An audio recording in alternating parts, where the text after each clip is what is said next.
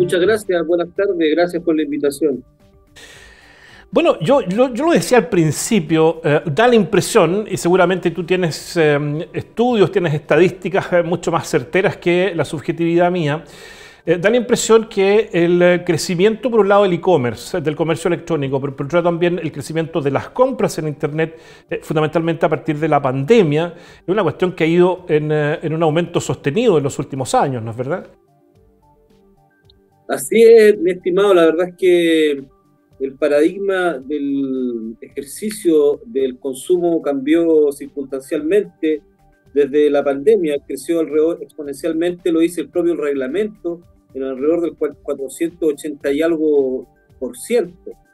Hoy en día la gran cantidad de actos de consumo se realizan, la mayor cantidad de actos de consumo se realizan vía electrónica. Ahora, ¿esto tiene un reglamento, John, o algo regula, me imagino yo, ¿no? El comercio electrónico. ¿Cuál es el marco regulatorio que entrega, digamos, las normas para poder comprar y vender en Internet? Bueno, la principal norma reguladora es la propia ley del consumidor, por la ley 19.496. Y a eso también se agrega la nueva ley, que es la 20.555, y el reglamento propiamente tal, que es el instrumento en cuestión que se publicó en el diario oficial en enero del año 2021 y entró en vigencia en marzo del año 2022. Oye, entonces, ¿cuál es el argumento, el sustento que ustedes tienen para poder desarrollar una investigación sobre comercio electrónico? ¿Esto es una investigación de cobertura regional o regional o nacional, no? Nacional, claro. Claro, bueno, el principal fundamento es que la principal falencia que tiene el comercio electrónico en Chile es la postventa en reglas generales, digamos. Problemas para terminar los contratos, incumplimiento de la garantía legal, la entrega de los productos, etcétera, etcétera, etcétera. Hay una serie de situaciones que se producen a la hora de realizar la compra e-commerce que inciden en definitiva en que el consumidor se encuentra absolutamente vulnerado, digamos, y no tiene conocimiento por regla general de sus derechos, menos de la existencia de un reglamento. Y entonces, ¿cuál sería el objetivo de un estudio de estas características, John?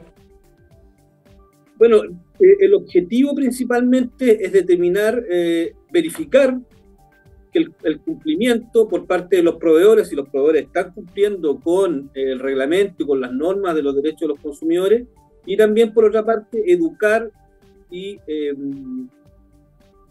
informar a los consumidores de bienes y servicios respecto de la existencia del reglamento y su normativa. Ahora, este reglamento regula absolutamente todas las compras que uno realiza o las ventas que se hacen por Internet. Estoy pensando, por ejemplo, en las grandes tiendas, por un lado, ¿no? Pero también en esta suerte de comercio informal que, sobre todo después de la pandemia, se originó, digamos, en Internet, ¿no? Claro, bueno, hoy día en la dinámica de la compra y venta por Internet, también existen lo que se denominan los marketplaces o intermediarios.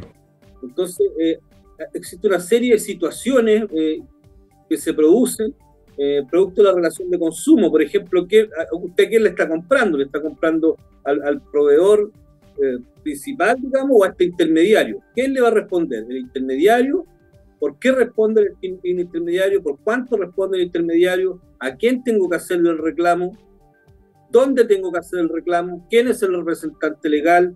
¿Existe stock disponible? Por ejemplo, como le digo, hay una serie de circunstancias y de hechos que regula este reglamento. Ahora, esto que tú planteas se da fundamentalmente por desconocimiento, y si hay desconocimiento, ¿no hay acción por parte del CERNAC, por ejemplo, de dar a conocer efectivamente este reglamento? Bueno, el CERNAC, este proyecto que nosotros estamos desarrollando a partir del mes de junio en adelante hasta diciembre, es un proyecto financiado por el Servicio Nacional del Consumidor para asociaciones de consumidores. Por lo tanto, eso responde a su pregunta. Y por otra parte, también ellos hacen lo propio en sus páginas de canales de difusión, etcétera. ¿Y cuál va a ser la metodología del estudio? Bueno, la verdad es que aún no está definido formalmente, pero en regla general, digamos, se van a visitar las páginas web de distintos proveedores, se van a realizar charlas, entrevistas y análisis del comportamiento de los proveedores de bienes y servicios que realizan su compraventa a través de la Internet, en regla general. Ya, ¿y eso significaría de alguna manera la participación de los propios consumidores, por ejemplo? Claro, sin duda también, involucra también la existencia de una encuesta con respecto al tema. Ya. ¿Cuánto tiempo se dan para hacer la investigación de manera de saber en cuánto tiempo más podremos conocer efectivamente los resultados? El proyecto, como le decía, se desarrolla en 6 meses. En diciembre ya debe estar terminado, informado y cerrado en el Servicio Nacional del Consumidor. Ahora, esto en ningún caso significa que el estudio va a arrojar, digamos, sanciones, por ejemplo, para las empresas. En ese sentido, ¿pudiera generar acciones remediales respecto de conductas que hoy día están teniendo las empresas en los servicios fundamentalmente de postventa, que es donde se registra, según usted, la mayor deficiencia, ¿no?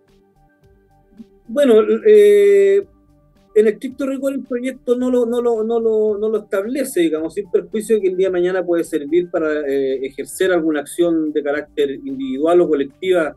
Eso, una cosa no quita la otra, digamos, pero esto sería posterior al proyecto propiamente tal. ¿Cuáles son las principales malas prácticas que ustedes han evidenciado en la postventa de estos bienes y servicios? Como le decía, las principales prácticas es que llegan cosas distintas o no llegan derechamente, los problemas de garantía, aquellos contratos de servicios principalmente que son de tracto sucesivo, a quién le reclamo, dónde reclamo, el root del proveedor no tienen casilla, correo electrónico, dirección, muchas veces no son ni chilenos tampoco. Existe una serie de inconvenientes que se plantean a la hora de realizar el e-commerce. ¿Esto pudiera significar, John, eventualmente poder generar un aporte también a la necesidad eventual de tener que modificar ese reglamento, ampliarlo, digamos, hacerlo más concreto, más patente y más tangible respecto a la defensa de los consumidores? Sin duda. De hecho, el propio reglamento en algunas de sus acápites señala que para sacarlo adelante se realizaron encuestas a los consumidores. Pero lamentablemente, estimado, en nuestro país no existe una cultura para, digamos, reclamar o para ejercer nuestros derechos como consumidor. De hecho, como te decía, el propio reglamento señala que se hizo una entrevista alrededor de 70 personas, o sea, que se animaron a participar del reglamento. 70 personas, ¿y eso en un universo de cuánto? La cantidad de chilenos que somos. Wow. Es decir, ¿hay poco interés por parte de la gente o esta cosa como una cuestión más bien baladí, aun cuando hay recursos involucrados, ¿no? Y del bolsillo de los consumidores? Mi diagnóstico, nosotros llevamos 7 años ya en esto de la educación, representación de los consumidores de bienes y servicios como asociación de consumidores, y mi diagnóstico no ha cambiado. Mi diagnóstico es que el problema somos nosotros, no ejercemos nuestros derechos. Prueba de ello, por ejemplo, lo que ocurre con la ISAPRE. Solamente el 7% de las personas que tienen ISAPRE son las personas que ejercen sus derechos vía un recurso de protección. Eso demuestra, es una estadística clara de que los consumidores no ejercemos nuestros derechos por distintas razones, porque no tenemos tiempo, porque no vamos al tribunal, porque hoy día solamente reclamamos en las páginas sociales, ni siquiera hacemos los reclamos por regla general ante la superintendencia o los organismos fiscalizadores. Difícilmente van a ir a tribunales a ejercer sus derechos, no lo hacen. Ahora, claro, uno pudiera pensar que, dado que el comercio se moderniza, y hoy día uno puede comprar desde la comodidad de su casa, el cambio cultural del comercio ha sido un poco más rápido en relación al cambio cultural de los consumidores. ¿Pudiera entonces adecuarse de alguna manera la metodología de reclamo a una cuestión más cercana? Si estoy comprando desde mi casa, ¿por qué no puedo reclamar en las instancias legales desde mi casa, no? Claro, nosotros en ese sentido como organización de consumidores, más que hacer el reclamo, los invitamos a tomar los resguardos a la hora de realizar la compra, digamos, asegurarse de que sea una plataforma fidedigna, de que tenga domicilio en el territorio chileno, de que tenga un correo electrónico, de que se informe su representante legal, de que se informe cuáles son los canales de comunicación, etcétera, etcétera, porque después de ya realizado la venta, la dificultad es aún mayor. Sin duda.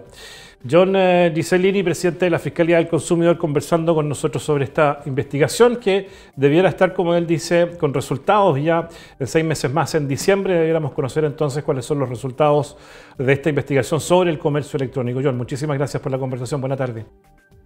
No, buenas tardes, gracias a ustedes. Hasta luego.